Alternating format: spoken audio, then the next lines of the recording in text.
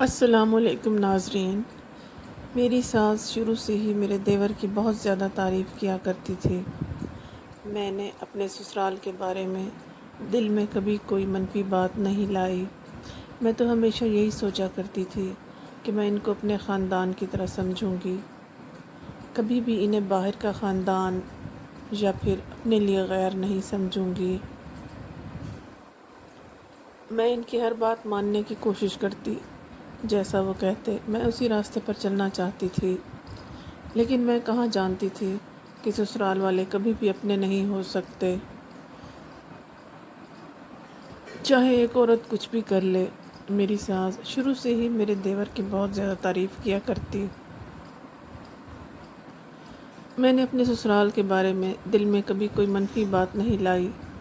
میں نے تو ہمیشہ یہی سوچا کہ میں ان کو اپنے خاندان کی طرح سمجھوں گی، کبھی بھی انہیں باہر کا خاندان یا پھر اپنے لیے غیر نہیں سمجھوں گی۔ میں ان کی ہر بات ماننے کی کوشش کرتی، جیسا وہ کہتے اسی راستے پر چلنا چاہتی تھی، لیکن میں کیا جانتی تھی کہ سسرال والے کبھی بھی اپنے نہیں ہو سکتے۔ میری ساس نے بات کا بتنگڑ بنا لیا، کہنے لگی کہ تمہیں کسی نے تمیز نہیں سکھائی اور نہ ہی تمہاری تربیت ہوئی ہے۔ یہ بات جب میرے ماں باپ پر آئی تو مجھے بہت بری لگی۔ مجھے ایسا لگ رہا تھا کہ میری ساس جان بوجھ کر مجھ سے لڑنے کی کوشش کر رہی ہے، جبکہ میں تو ایسی کوئی بات نہیں کر رہی تھی۔ 2 ہی منٹ گزرے تھے کہ میرا دیور چہکتا ہوا وہاں آ گیا اور کہا، بھابھی آپ کو غصہ کرنے کی ضرورت نہیں، کیونکہ میں ساری لڑائیوں اور سارے جھگڑوں کا حل لے کر آیا ہوں۔ ایسی بھی کیا چیز ہے تمہارے پاس؟ ساس نے انجان بن کر پوچھا۔ ارے بھائی، میں آپ کو ایسے تو نہیں بتاؤں گا۔ میرے پاس ایک ایسی چیز ہے جس سے آپ سب کی لڑائیاں ختم ہو جائیں گی۔ ایسا بھی کیا ہے تمہارے پاس؟ میں نے دوبارہ اس سے تجسس کے ساتھ پوچھا تو کہنے لگا، میرے پاس ایک ایسا ڈبہ ہے جس میں جادوئی دودھ ہے، اور اس دودھ سے بننے والی چائے پی کر ہم سب کی لڑائیاں ختم ہو جائیں گی۔ یہ بھی کیا بے وقوفانہ بات تھی، لیکن اب وہ میرا دیور تھا، میں اسے یہ کہہ تو نہیں سکتی تھی۔ میں نے کہا، یہ تو بڑی اچھی بات ہے، چلو اب تم نے کہہ ہی دیا ہے تو تم جا کر چائے بنا لاؤ، ہو سکتا ہے پی کر ہم سب کے دماغ ٹھنڈے ہو جائیں۔ اس بات پر میری ساس بھی ہنس پڑی۔ اس کے پاس ایک آل پرس کا ڈبہ تھا، اس نے جا کر اس سے چائے بنائی، لیکن حیرت تو مجھے تب ہوئی جب اس نے چائے کا ایک ہی کپ بنایا۔ یہ کیا، امی جان کے لیے بھی نہیں بنایا؟ امی جان کے لیے لاؤ نا، میں نے اسے چائے اپنی طرف لاتا دیکھ کر کہا تو وہ بولا، ارے نہیں بھابھی، امی کو میرے ہاتھ کی چائے پسند نہیں آتی۔ میں نے تو ہمیشہ انہیں کہا کہ میں آپ کے لیے چائے بنا دیتا ہوں، لیکن آپ کو تو پتہ ہے میں صرف آپ کا لاڈلا ہوں، امی جان تو مجھے نکما سمجھتی ہیں۔ اس کی بات سن کر میں ہنس پڑی۔ بھابھی، آپ نے اکثر ٹی وی میں دیکھا ہے نا، خوشیوں کے ذائقہ کے نام سے بڑے بڑے اشتہارات آتے ہیں، پھر ساتھ میں ان میں یہ بھی ہوتا ہے کہ کوئی نہ کوئی چاکلیٹ کھا کر پورے خاندان کا موڈ اچھا ہو جاتا ہے۔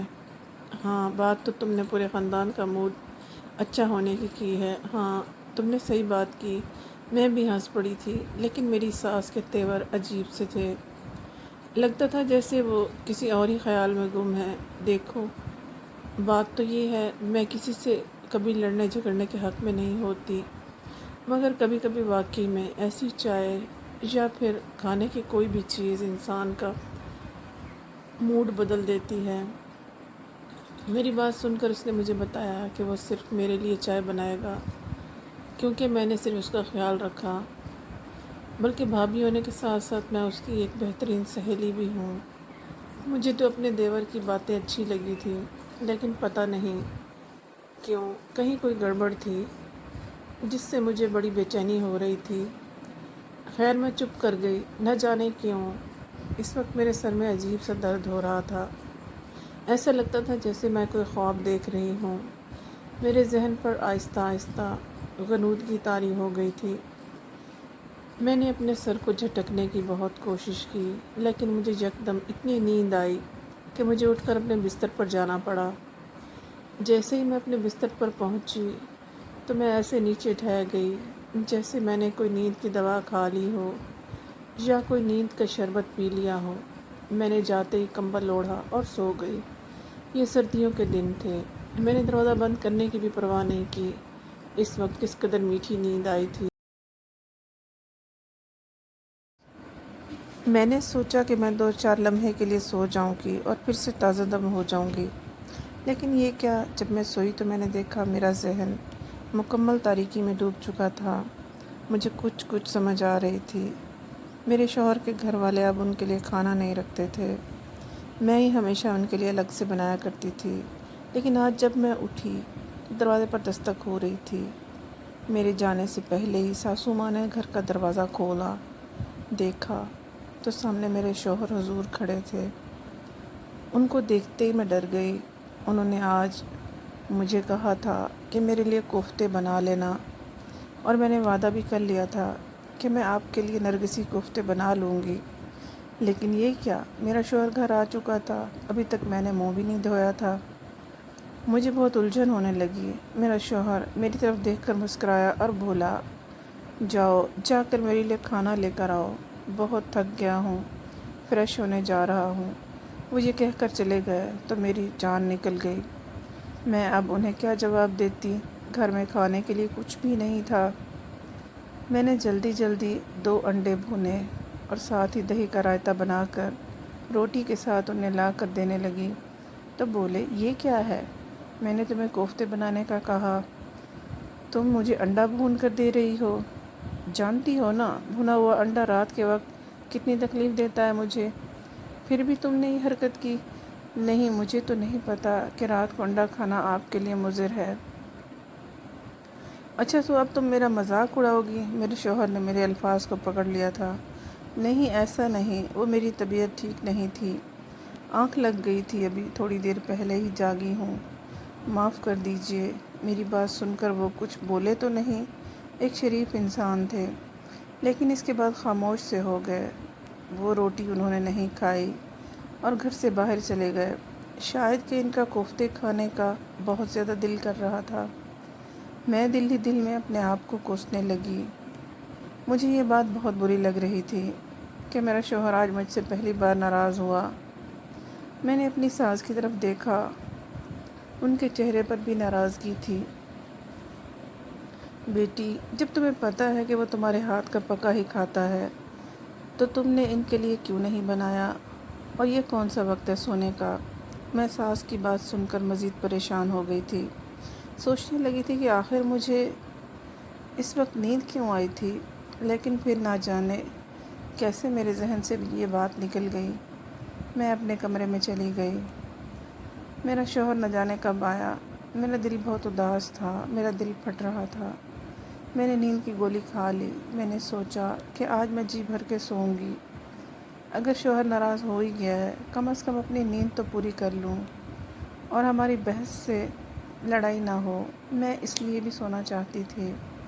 جب میں سو گئی، میری آنکھ صبح 4-5 بجے کھلی، لیکن خود نہ کھلی تھی۔ ہمارے گھر کے دروازے پر دستک ہو رہی تھی۔ مجھے بڑا عجیب لگ رہا تھا۔ میرا شوہر ابھی تک سو رہا تھا۔ میں نے دروازہ کھولا تو سامنے میری ساس کھڑی تھی۔ جی امی، کیا بات ہے؟ میرے پوچھنے پر ساس نے کہا کہ گھر سے دودھ ختم ہو گیا ہے، جا کر اپنے میاں سے کہو کہ دودھ لے آئے۔ مجھے برا لگا، وہ نوکری بھی کرتے تھے، انہیں اپنے چھوٹے بیٹے کو کہنا چاہیے تھا، سو میں نے منہ پر ہی کہہ دیا، امی آپ علی سے کہہ دیں کہ وہ جا کر لے آئے۔ ارے بیٹی، وہ چھوٹا ہے، اس کو نہیں پتہ کہ اچھا دودھ کہاں سے ملتا ہے۔ وہ جو پیکٹ والا دودھ لایا تھا، کیا اس سے چائے نہیں بن سکتی؟ نہیں بیٹی، اس سے کیسے بنے گی؟ اچھا چلو، اگر تم اسے نہیں جگانا چاہتی تو تم میرے ساتھ چلو، تم اور میں جا کے لے آتے ہیں۔ مجھے اکیلے جاتے ہوئے بھی ڈر لگتا ہے۔ تمہیں پتہ ہے میں ایک شریف عورت ہوں، مجھے تو باہر کی چیزوں کا نہیں پتہ۔ میں نے سوچا کہ رات کو بھی میرا شوہر غصے میں آیا تھا، ابھی بھی اگر انہیں میں نے جگایا تو مجھ پر ہی غصہ کریں گے۔ اس سے اچھا تھا کہ میں امی کے ساتھ جا کر خود دودھ لے آتی۔ میں ان کے ساتھ چلی گئی۔ ہم دودھ لے کر آئے۔ میں نے واپس آ کر دیکھا تو الماری میں آل پرس والا دودھ کا ڈبہ اسی طرح پڑا ہوا تھا۔ میں نے ان کی طرف دیکھا اور کہا، امی آپ نے اس سے چائے کیوں نہیں بنائی؟ میری ساس نے فوراً وہ ڈبہ چھپاتے ہوئے کہا، ارے بیٹی یہ تو علی لایا تھا نا، یہ وہی استعمال کرے گا۔ کیا کہہ رہا تھا کہ یہ تو وہ دودھ ہے جو کہ ناراضگی پر استعمال ہوگا، جس میں اس کی کسی چیز کو نہیں چھیڑتی۔ تمہیں پتہ ہے میں اس کی کسی چیز کو نہیں چھیڑتی۔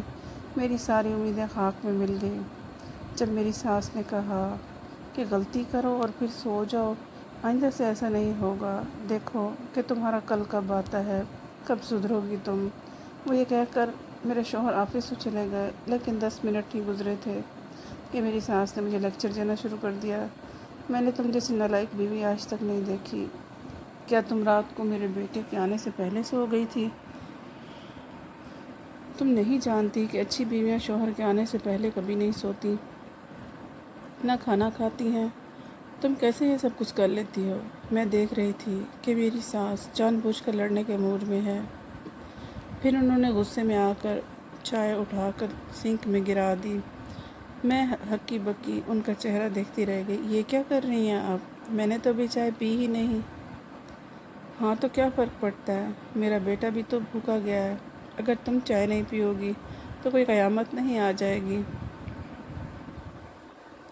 میں اور میری ساس ابھی باتیں کر رہے تھے، کمرے کا دروازہ کھلا، علی اندر آ گیا۔ ارے ارے یہ کیا ہو رہا ہے؟ ساس بہو میں لڑائی؟ میں کوئی انڈین ڈرامہ تو نہیں دیکھ رہا؟ نہیں، جیسا آپ سوچ رہی ہیں۔ میں آپ کو ایک ایسی مزیدار اور میٹھی چائے بنا کر دوں گا کہ پیتے ہی آپ دنیا کے غم بھول جائیں گی۔ اچھا ایسا بھی کیا ہے تمہاری چائے میں؟ اس کی خوش مزاجی ہمیشہ مجھے ہنسنے مسکرانے پر مجبور کر دیتی تھی۔ بس ہے نا کچھ، آپ کو میں تھوڑی دیر میں چائے بنا کر دیتا ہوں، آپ میرے لیے گرما گرم پراٹھا بنا دیں۔ پھر میں نے پراٹھا بنانا شروع کر دیا۔ تھوڑی دیر میں پراٹھا بن کر تیار تھا، جبکہ علی ناشتے کی میز پر بیٹھا تھا۔ اس کے ہاتھ میں 2 چائے کے کپ تھے۔ ایک چائے کے کپ کو وہ بڑے غور سے گھور رہا تھا اور فوراً اس نے وہ کپ مجھے دے دیا۔ بھابھی یہ لیں، یہ چائے پی کر آپ تازہ دم محسوس کریں گی، دیکھیے گا یہ چائے واقعی میں آپ کو خوشیوں کی طرف لے جائے گی۔ میں نے کہا، میرے ہاتھ کی بنی ہوئی ہر چیز کا الگ ہی ذائقہ ہوتا ہے۔ میرے دیور نے نئی فرمائش کر دی تھی، کیونکہ میرا دیور بھی گھر کے کام کاج کر لیا کرتا تھا، سو مجھے بھی اس کے کام کرتے ہوئے کبھی کوئی دقت محسوس نہیں ہوئی۔ میں نے بھی اس کے لیے ناشتہ بنا دیا تھا۔ علی اتراتے ہوئے بولا، میں آپ کی باتوں اس پر سمجھ نہیں سکتی۔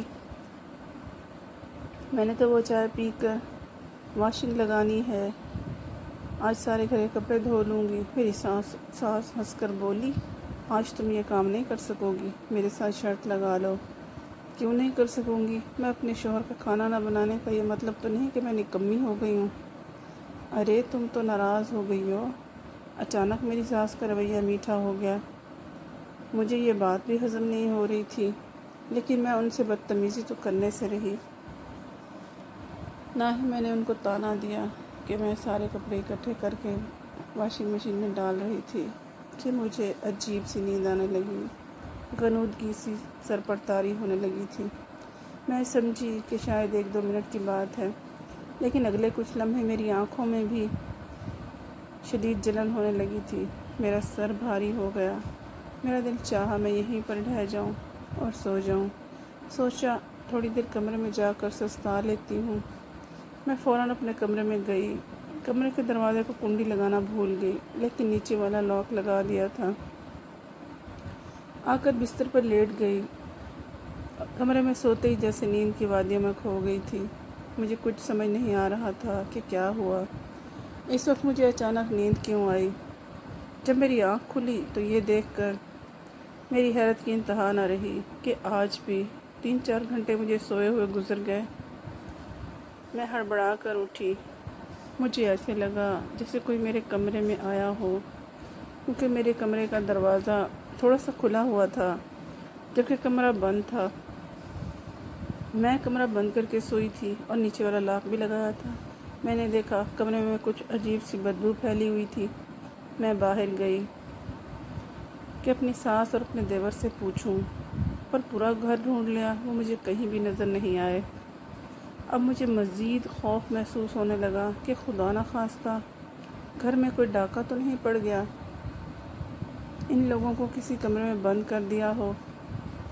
میں نے پورا گھر چھان مارا، لیکن جیسے ہی میں اپنی ساس کے کمرے میں پہنچی، میں نے دیکھا کمرے کو باہر سے تالا لگا ہوا تھا۔ میں حیران رہ گئی، کیونکہ ایسا عموماً میری ساس کرتی نہیں تھی۔ آج اگر دروازے کو تالا لگا ہے تو بلا یا انہوں نے خود لگایا ہے یا کسی اور نے لگایا ہے۔ ایسی بات ہوئی تو میرا دیور تو کم از کم مجھے بتا دیتا۔ میں نے سوچا کیسے بتاتا، میں تو سو رہی تھی۔ میں خود ہی اپنے سوالوں کے جواب دینے لگی، مگر مجھے کہیں سے بھی کوئی سراغ نہیں مل رہا تھا۔ کافی دیر گزر گئی، میں اسی طرح اپنا سر پکڑے بیٹھی تھی۔ مجھے اب ڈر لگ رہا تھا۔ گھر کے دروازے پر دستک ہوئی۔ میں نے دروازہ کھولا، دیکھا تو سامنے میرا دیور اور میری ساس کھڑے تھے، پر ان کے چہرے اترے ہوئے تھے، لگتا تھا انہیں کوئی بات بہت بری لگی ہے۔ کیا ہوا، آپ لوگ اچانک کہاں چلے گئے تھے؟ میرے سوال کا جواب دینے کی بجائے یہ لوگ منہ بنائے گھر کے اندر آ گئے۔ ہم جہاں بھی گئے ہوں، تمہیں اس سے کیا مطلب؟ تم تو جھوٹ بولتی ہو ہم سے۔ میں نے کہا، کیا جھوٹ بولا ہے میں نے؟ میری ساس خاموش ہو گئی۔ بس تمہیں خود بھی پتہ ہوگا، جس انسان کے رشتے کی بنیاد ہی جھوٹ سے رکھی گئی ہو، وہ آگے کیا سچ بولے گا؟ نہیں، ایسا مت کہیں، میرے دل میں بھی کوئی جھوٹ بولنے کا خیال تک نہیں آیا۔ خیال کیوں آئے گا بھائی، تم روز روز جھوٹ بولتی تو ہو، اس میں خیال آنے کی بھلا کیا بات ہے؟ تمہارے تو منہ جھوٹ ہی ہوتا ہے، تمہارے ماں باپ بھی جھوٹے ہیں۔ میری ساس کی بات سن کر مجھے غصہ آ گیا۔ امی، میں اگر آپ کی عزت کرتی ہوں تو اس کا مطلب یہ نہیں کہ آپ میرے ماں باپ کے بارے میں اس طرح کی باتیں کریں۔ انہوں نے مجھے حلال رزق کھلایا ہے اور میری تربیت اعلیٰ اصولوں پر کی ہے، وہ مجھے کیوں سکھائیں گے؟ آپ خواہ مخواہ کی باتیں مت تھوپیں۔ میرے اوپر میری بات سن کر میری ساس نے اپنا سر پکڑ لیا اور جھوٹ موٹ کر رونے لگی۔ تم یہ کیسے کہہ سکتی ہو کہ میں جھوٹی باتیں کر رہی ہوں؟ اگر میں یہ ثابت کر دوں کہ تم نے ہم سب کے ساتھ جھوٹ بولا ہے تو پھر تم کیا کرو گی؟ آپ ضرور ثابت کریں، لیکن میرے سامنے ثابت کریں، اس طرح باتوں باتوں میں مجھے طعنے مت دیں۔ اچھا، میں تمہیں طعنے تو نہیں دوں گی، لیکن تمہیں اس بات کا جواب دینا پڑے گا۔ امی خاموش ہو گئیں۔ میرا دیور بولا، بھیا آئیں گی تو بات کریں گے۔ میرے دیور نے یہ بات کہی تھی بڑے ہی ناراض لہجے میں۔ میں نے کہا، بالکل صحیح، جب وہ آ جائیں گے آپ لوگ مجھ سے پوچھیے گا۔ میں نے زندگی میں کوئی جھوٹ نہیں بولا، تو میں آپ سے کیوں بولنے لگی؟ میں نے خاموشی اختیار کر لی۔ اس کے بعد میری ساس اور دیور نے مجھ سے کوئی بات نہیں کی، یہاں تک کہ شام ہو گئی۔ میرے شوہر کے آتے ہی یہ لوگ ایک کمرے میں بند ہو گئے۔ میرے شوہر نے مجھ سے بات بھی نہیں کی۔ میں سمجھی کہ پتہ نہیں کیا ہو گیا ہے، سب لوگ ایک کمرے میں بند، میں کمرے کے باہر کھڑی تھی۔ مجھے ان کی کوئی بات سمجھ نہیں آ رہی تھی، یہاں تک کہ میں اپنے کمرے میں آ کر بیٹھ گئی۔ میرا شوہر تھوڑی دیر کے بعد خود ہی کمرے میں آیا اور مجھ سے کہنے لگا، لگتا ہے کہ تمہارے ماں باپ نے واقعی تمہیں جھوٹ بولنا سکھایا ہے۔